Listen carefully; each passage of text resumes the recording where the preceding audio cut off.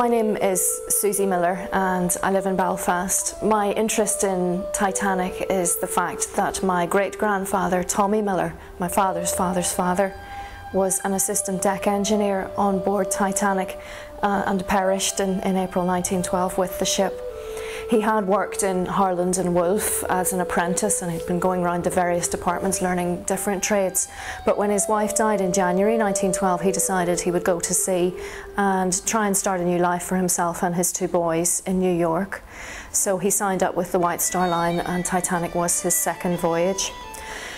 Before he left, he gave both my grandfather and my great-uncle 2 new pennies from 1912 with the words, "Don't spend those until I see you again."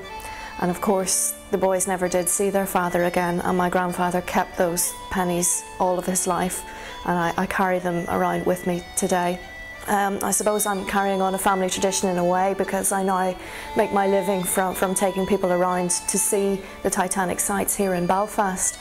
And I show them those 2 pennies and I get various reactions to them. People are quite blown away by the fact that we still have that from the departure from Belfast on Titanic.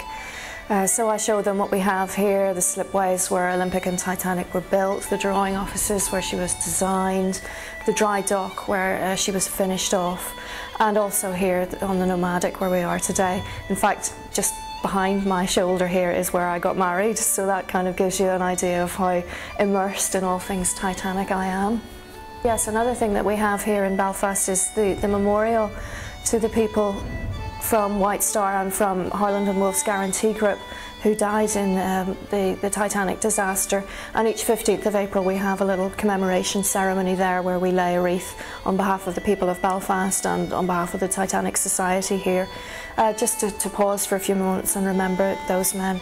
My great-grandfather is on the White Star side of the plinth. His name's about 4th down from the top.